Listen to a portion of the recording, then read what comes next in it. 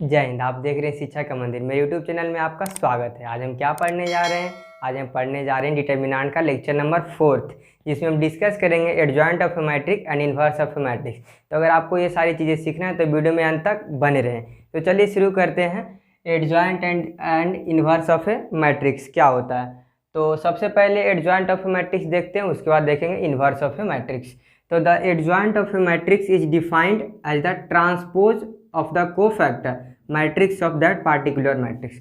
मतलब एक particular matrix दिया हुआ है, उसका अगर हमको एडजॉइंट चाहिए तो सबसे पहले उसका कोफैक्टर निकाल लेंगे और उस कोफैक्टर का ट्रांसपोज कर देंगे तो एक नया मैट्रिक्स आएगा। वही मैट्रिक्स क्या हो जाएगा? उस मैट्रिक्स का एडजॉइंट हो जाएगा। तो एक एग्जांपल लेके देखते हैं। ए इक्वल टू, एक कोई मैट्रिक्स ले लेते हैं, A11 A12 A13 A21 A22 A23 A31 A32 A33। अब ये एक मैट्रिक्स ले ली। अब इस मैट्रिक्स का सबसे पहले हमको पार्टिकुलर मैट्रिक्स का क्या निकालना है? कोफैक्टर।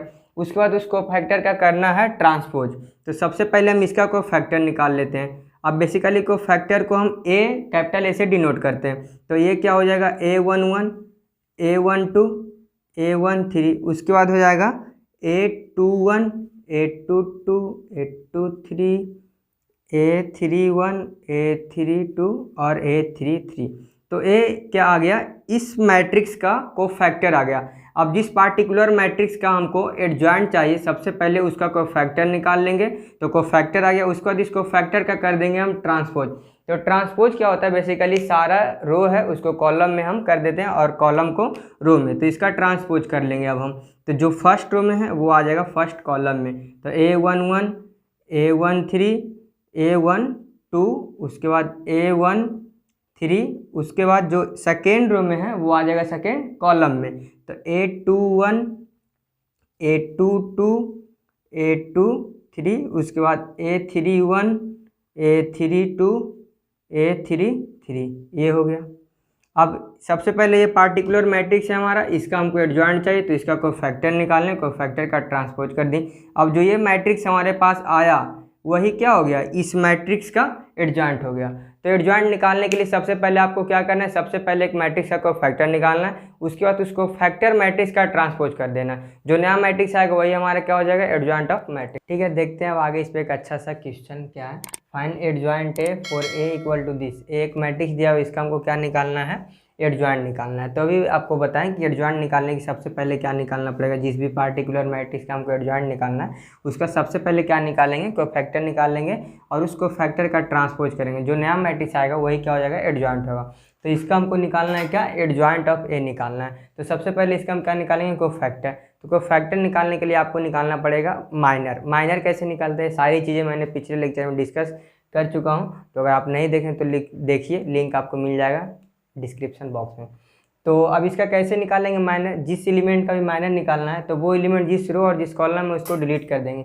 डिलीट करने के बाद एक हमारे पास जितना भी ऑर्डर का है उससे कम ऑर्डर का मैट्रिक्स आएगा। वही मैट्रिक्स का डिटर्मिनेंट क्या हो जाएगा? हमारा माइनर हो जाएगा। माइनर आ जाएगा तो उसके बाद कोफैक्टर निकाल लेंगे।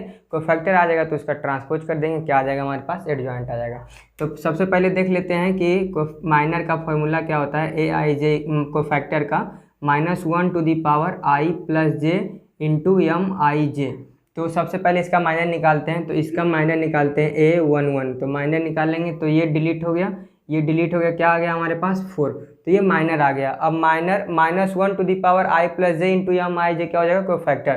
तो -1 टू दी पावर 1 प्लस 1 मतलब -1 टू दी पावर 2 मतलब -1 टू दी पावर इवन। तो -1 टू दी पावर इवन होगा तो कैसा वैल्यू आएगा? पॉजिटिव। तो पॉजिटिव में 4 से मल्टीप्लाई करेंगे तो 4 ही रह जाएगा। उसके बाद A12। तो A12 क्या हो गया? 1 हो गया। उसके बाद -1 टू दी पावर 1 प्लस 2 डालेंगे तो हो जाएगा 3। तो -1 टू दी पावर 3 मतलब -1 टू दी पावर ऑड। तो -1 टू दी पावर ऑड कैसा वैल्यू होगा? माइनस हो जाएगा। तो ये हो गया माइनस। अब इसी तरह से A21 निकालेंगे। A21 तो कितना हो गया? 3। अब सेम तरह से ये भी माइनस हो जाएगा। उसके बाद A22 ये कितना हो जाएगा? 2। उसके बाद देखते हैं इसका माइनर, इसका मतलब कोफैक्टर का मैट्रिक्स लिख लेते हैं। कितना हो जाएगा? A11 A12 A21 A22, A11 कितना है 4, A12 कितना है -1, A21 कितना है -3 है, उसके बाद ये कितना है 2 है। अब इसका हम क्या करेंगे, ये तो को फैक्टर आ गया, अब इसका हम करेंगे ट्रांसपोज।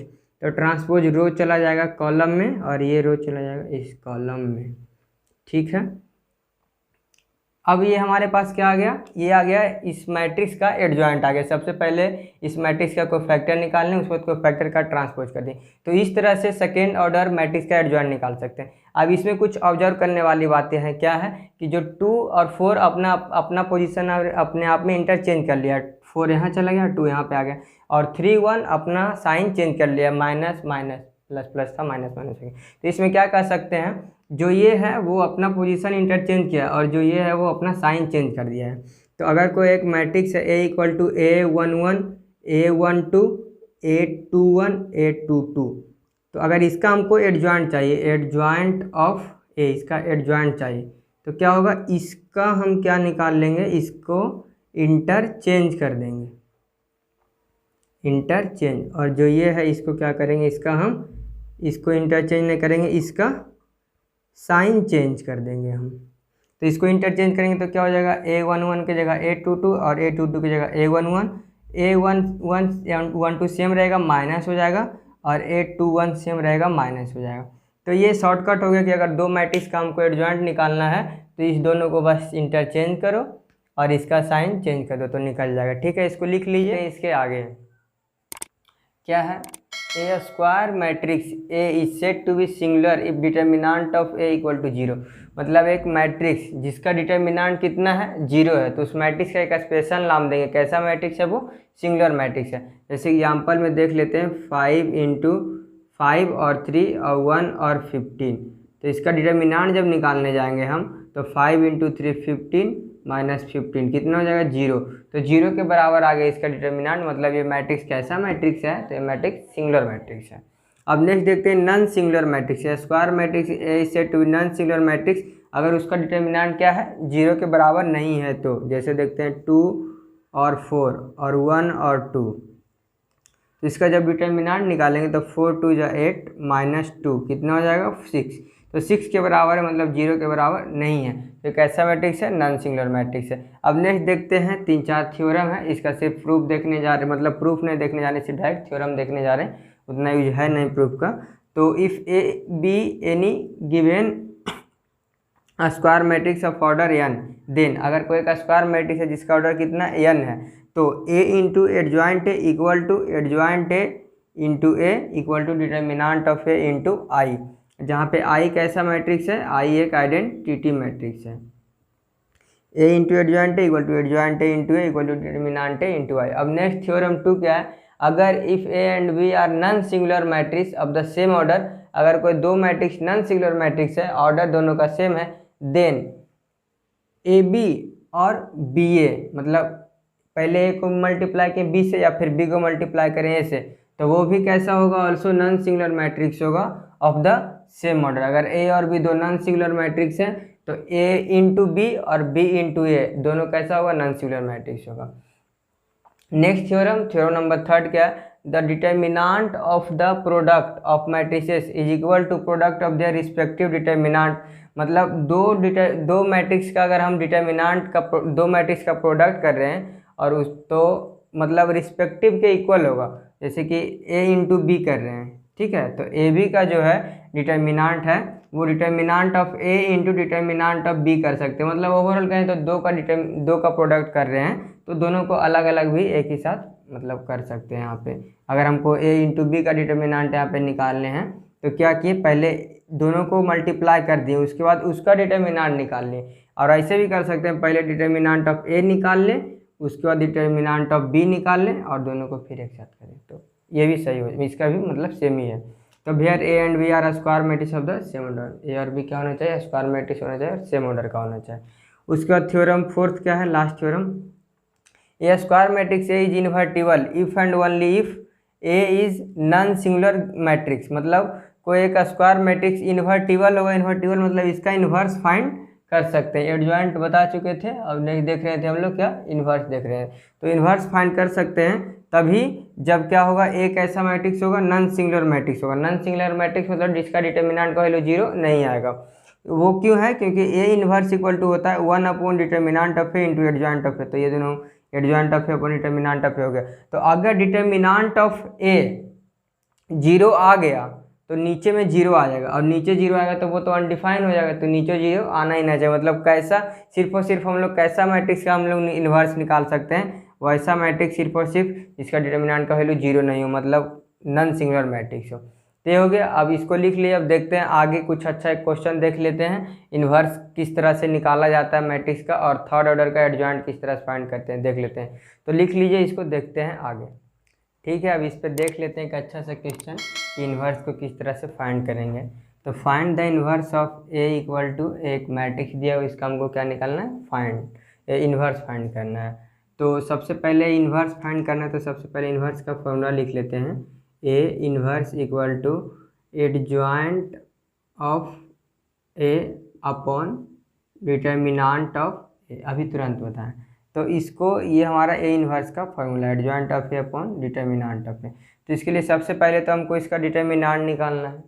तो डिटर्मिनेंट इसका निकाल लेते हैं। कितना हो जाएगा, determinant of A equal to, जिसमें मैक्सिमम 0 है उससे एक्सपेंड कर देंगे, तो C1 से एक्सपेंड करते हैं, तो ये तो 0 हो जाएगा, ये 0 हो जाएगा, सिर्फ ये बचेगा। तो 1 इंटू ये ख़त्म, ये ख़त्म, 5 इंटू 2 10, और माइनस 0 इंटू 4 0, तो 10 माइनस 0, 10 माइनस 0 10, 10 इंटू 1 10। तो डिटर्मिनेंट का वैल्यू आ गया 10। अब इन्वर्स निकालने के लिए हमको सबसे पहले एडजॉइंट निकालना पड़ेगा। एडजॉइंट निकालने के लिए एडजॉइंट निकालने के लिए पहले क्या निकालना पड़ेगा, कोफैक्टर। कोफैक्टर निकालने के लिए निकालना पड़ेगा क्या, माइनर। ठीक है, तो चलते हैं स्टेप बाय। सबसे पहले हम हर एक एलिमेंट का माइनर निकालते हैं, कोफैक्टर निकालते हैं माइनर की हेल्प से। A11, A12, A2, A11, A12, उसके बाद A13, ठीक है, उसके बाद A21, A22, A23, A31, A32 और A33। ठीक है, तो सबसे पहले माइनर निकालते हैं, और डिटर्मिनेंट के टाइम पे, सोल्व करने के टाइम पे बताए थे कि हर एक एलिमेंट का अपना एक पोजीशन का साइन होता है, जो कि सबसे पहले plus minus plus minus plus minus plus minus minus है तो प्लस, इस तरह से होता है। ठीक है, अब इसका यहाँ पे किस तरह से यूज करेंगे देखते हैं। तो सबसे पहले इस एलिमेंट का A11 का माइनर निकालते हैं, तो ये डिलीट हो जाएगा, ये डिलीट हो जाएगा। 5 इंटू 2 10, और 10 माइनस 0 तो 10 हो गया। अब 10 इसके पोजीशन के साथ, 10 अगर सिर्फ 10 बोले तो ये माइनर है, इसका पोजीशन के साथ लिखें तो कोई फैक्टर आ जाएगा, तो 10 हो जाएगा क्योंकि प्लस है। उसके बाद A22 निकालते हैं, A12 1 2, तो इसको डिलीट किए, इसको डिलीट किए, तो हमारे पास क्या आ गया, 0 इंटू 0 0, तो 0 का तो कोई साइन होता ही नहीं है। उसके बाद A1 3, तो 0, और फिर इसमें भी 0, तो ये भी आ गया 0। A12 भी 0 है ना, 1 और 2, तो ये 1 में ये डिलीट हो गया और 2 में ये डिलीट हो गया, तो 0 0, और ये 1 और 3 0 0। ठीक है, उसके बाद देखते हैं A21, तो ये 2 रो और 1 कॉलम, तो ये डिलीट हो गया, तो 5 इंटू 2 10, और 10 माइनस 0 तो 10 हो गया, और इसका साइन क्या है, माइनस है, तो माइनस यहाँ पे आ जाएगा। ठीक है, उसके बाद A10 बोले तो माइनर था, उसके बाद इसमें माइनस लगाइए तो क्या बन गया, कोई फैक्टर बन गया। अब A22, तो ये डिलीट हो जाएगा, उसके बाद ये डिलीट हो जाएगा, तो क्या बचेगा, 5 माइनस 0 मतलब 5 हो जाएगा। उसके बाद इसका साइन क्या है, प्लस, तो वही रह जाएगा। A23, A2 और 3, तो क्या हो गया, 0 0, तो 0 का तो कोई साइन होता ही नहीं। A31, तो ये डिलीट हो गया, ये डिलीट हो जाएगा, तो 4 इंटू 2 8, और हाँ A31 निकाल रहे हैं ना, तो 3 1 4 इंटू 2 8, और 8 माइनस 6 दैट मीन्स 2, और इसका साइन क्या है, ए प्लस है, तो वही रह जाएगा। उसके बाद A32 A3 और 2, तो ये ख़त्म हो गया और ये ख़त्म हो गया, तो हमारे पास क्या हो जाएगा, 4 माइनस 0 मतलब 4, और इसका साइन क्या है, माइनस, तो -4 हो जाएगा। उसके बाद इसका निकालते हैं 5 का, तो ये ख़त्म, ये ख़त्म, क्या हो गया, 2 माइनस 0 तो 2, और इसका साइन प्लस है, तो यही रह जाएगा। तो हमारे पास आ गया कोई फैक्टर। अब सबसे पहले कोई फैक्टर हम मैट्रिक्स लिख लेते हैं। अपने पास क्या हमारे पास आ गया कोफैक्टर A11 A12 A13, उसके बाद A21 A22 A23, उसके बाद A31 A32, उसके बाद A33। ठीक, अब इसका वैल्यू डाल देते हैं। A11 कितना है 10 0 0 -10 5 0 2 -4 और 2। अब ये हमारा आ गया कोफैक्टर। अब इस कोफैक्टर का क्या करना है, सबसे पहले माइनर एडजॉइंट निकालने के लिए माइनर निकालो, माइनर के बाद कोफैक्टर, कोफैक्टर मैट्रिक्स लिखने के बाद कोफैक्टर का ट्रांसपोज ही होता है एडजॉइंट, तो इसका कर लेंगे हम ट्रांसपोज। तो इसका ट्रांसपोज करते हैं तो ट्रांसपोज रो बन जाएगा कॉलम और कॉलम बन जाएगा रो, तो -10 5 0 2 -4 2। अब ये हमारा आ गया कोफैक्टर। कोफैक्टर का ट्रांसपोज किया तो ये हमारा क्या आ गया, इस मैट्रिक्स जो ए था उसका एडजॉइंट ऑफ ए आ गया और ये कोफैक्टर मैट्रिक्स था। तो इन्वर्स का फॉर्मूला क्या होता है, A inverse equal to adjoint of A upon determinant of A.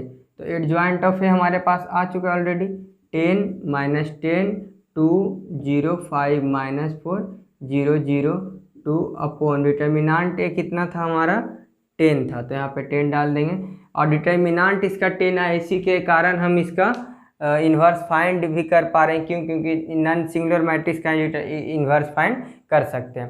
तो ये हो गया हमारा, इसका आंसर आ गया। इसको इस तरह से भी लिख सकते हैं, मतलब हो गया। इसको या तो आप अंदर हर किसी से डिवाइड कर दीजिए या फिर 1/10 लिख के इसको इस तरह से लिख दीजिए, मैनिपुलेट कर दीजिए थोड़ा सा, 0 5 -4 0 0 2। ये हमारा फाइनल आंसर हो गया। तो देख लिए इस लेक्चर में क्या क्या एडजॉइंट किस तरह से फाइंड करते हैं, इन्वर्स किस तरह से फाइंड करते हैं। एडजॉइंट फाइंड करने के लिए क्या है, सबसे पहले माइनर निकालना, फिर कोफैक्टर का ट्रांसपोज करेंगे तो एडजॉइंट आ जाएगा। 2 ऑर्डर का शॉर्टकट बता चुके हैं। उसके बाद इन्वर्स का फॉर्मूला क्या होता है, उसके बाद कुछ थ्योरम, फिर सिंगुलर मैट्रिक्स क्या होता है, नॉन सिंगुलर मैट्रिक्स क्या होता है, सारा बातें इस वीडियो में कवर कर चुके हैं।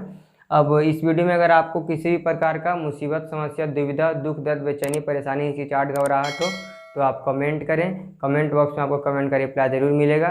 मिलते हैं अगले वीडियो में बहुत ही जल्द, तब तक के लिए